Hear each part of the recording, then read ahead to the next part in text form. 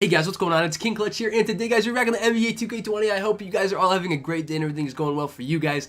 Today, for today's video, what we're going to be doing is I'm going to be creating Ja Morant here and showing you guys how to create a Ja Morant player for your MyPlayer here in 2K20, guys. Now, this is a really sweet build. This is very, very similar to my original build, the two-way slashing playmaker, the one that I made at the beginning of 2K20 this year, and it pretty much ended up being the most toxic build in the game. This one I'm going to build a little bit differently, and a Ja Morant player would be an extremely fun and exciting one to play with on the park, guys. So today I'm going to be showing you guys how you could build Ja here on 2K20. Now, for me, it is pretty apparent what skill breakdown you're going to pick. I feel like there's two options though if you'd like to switch it.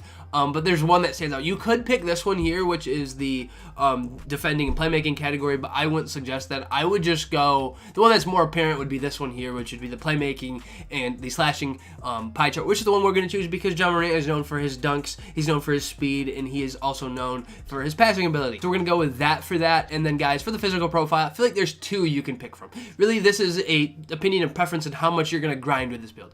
I would say the two that you can pick between would be this first one here, which is the primary speed.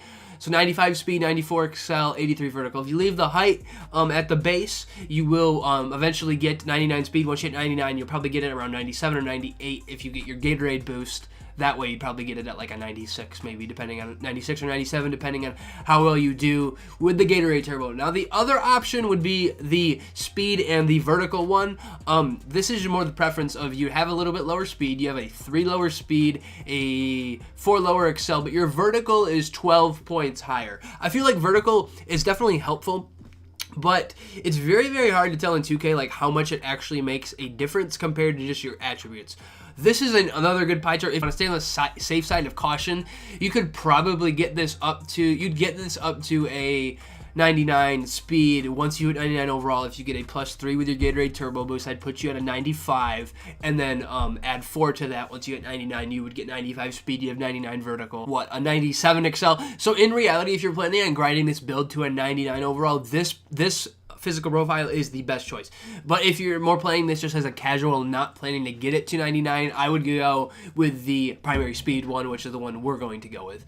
Now, for the attributes, guys, I want to try to make this build pretty well-rounded. I feel like with these attributes, this build can be very well-rounded. So we're going to want to max out, all the essentials like you would on any other build, everything that you'd want for any guard build.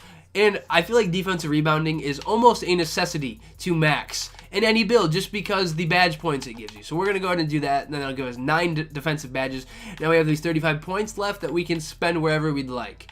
Now I could throw them onto post moves, give ourselves more playmaking badges, but 22 is plenty. 19 finishing badges is more than enough, and actually I'm going to lower this down a little.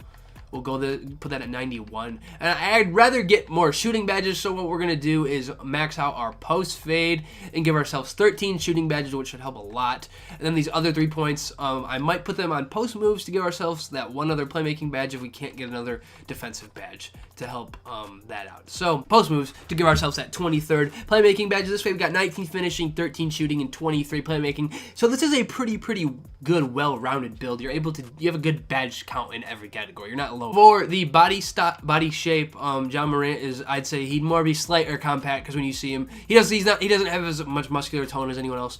So we're just gonna do I'm gonna do compact just because it resembles his likeness a little bit more, and that way it shows that he has some muscle. Now Ja is 6'3" in real life. I'm gonna go with the 6'3" for the height. If you want, you could go a little bit higher. You would take a hit in your speed though, but 6'5", I feel like 6'5" is like a good, in this year I feel like 6'5" is almost the meta height for point guards. This would lower your speed, and then again if you add 4 to that when you hit 99, that puts you at a 97 plus 3 would put you at 99.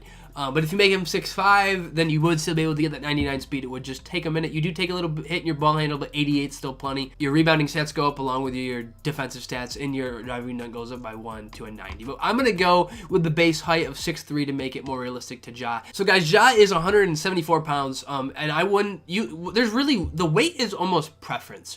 You could make this a little bit higher. I wouldn't suggest doing that. It might help with the slashing animations because the way 2K works is almost with the weight. When you have a higher weighted player, you almost kind of like burrow your way through people more than if you have a smaller player, but having him skinnier and smaller might be more beneficial. But I'm gonna go try to stick this to as close as I possibly can to him. So we put this at 174. We could go 174 is like nothing changes. So I'm just going to put him at 174 to make him as realistic as possible.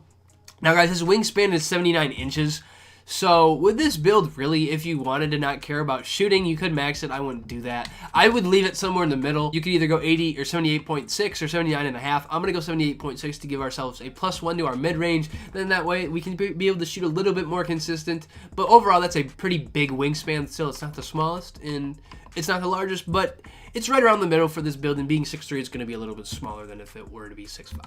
So guys, I feel like the takeover for this build is very, very, very apparent. You're going to go with the slashing takeover. Now this build was honestly one of the easier ones for me to do. It wasn't as complicated. It's more straightforward, and that's because Ja isn't as well-rounded of a player as he would be 5 years from now. And that is completely understandable. It's going to take him time to develop. We're going to go with the slashing takeover, guys. And then we are going for our build. We're going to get a slashing playmaker similar to Derrick Rose, Russell Westbrook, and Ja Morant.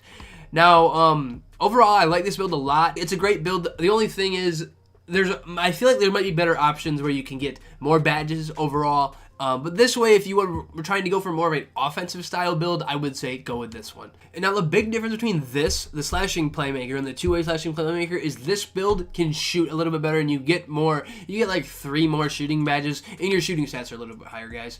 So first, for the defensive badges, I would say you put Intimidator on gold. I would put Clamps on silver.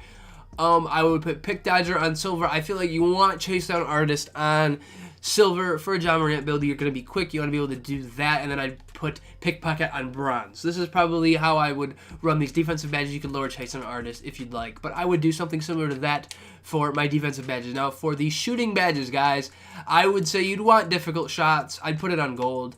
Quick Draw on silver. I would put Range Extender. Range Extender's kind of cheesy. I'd put Deadeye on here. I'd put Hot Zone Hunter, and then I'd add Green Machine. These are probably the shooting badges I would go with. Difficult shots on gold, Range Extender on gold, Quick Draw, Deadeye, and Hot Zone Hunter all on silver, and Green Machine there on bronze.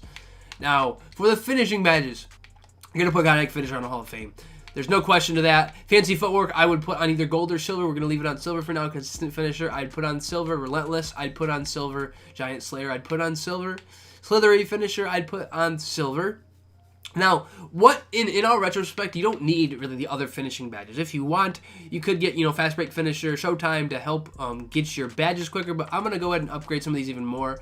Put Fancy Footwork up to gold, Slithery up to gold. We'll put Consistent up to gold. And actually, I'll go Slithery on Hall of Fame, Consistent on Hall of Fame. And you could really put those however you want, but in reality, I feel like for a guard build, these are good, and if you wanted, you could maybe lower some of those and put Lob City. Have higher chances of completing a lob, but really I don't think this is needed. I feel like with a high enough build, a good enough build, an athletic enough build, you're able to catch lobs just fine. And Acrobat would also be another good badge to have along with Fancy Footwork if you wanted to lower Slithery or Consistent down. For the playmaking badges, these are definitely, I feel like you're going to have handles for days on Ja. That'll be up to Hall of Fame. You're going to have downhill because he's extremely fast. I feel like Ankle Breaker you would have on a Ja build.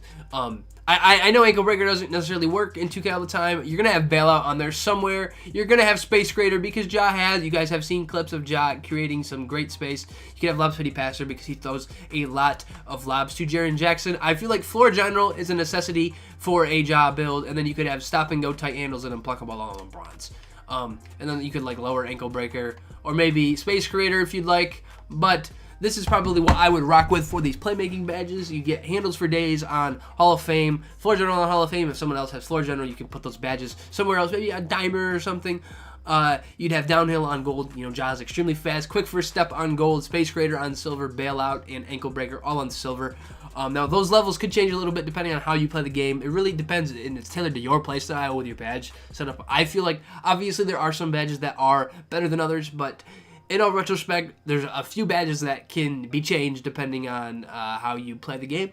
But overall, I feel like this is a pretty good representation of Ja Morant here in 2K20, guys. If you guys created this slashing playmaker build, tell me down in the comments below and tell me what you think about it. If there's any other player builds you guys would like to see me try sooner than later, put it down in the comments and we can go ahead and do those as soon as possible, guys.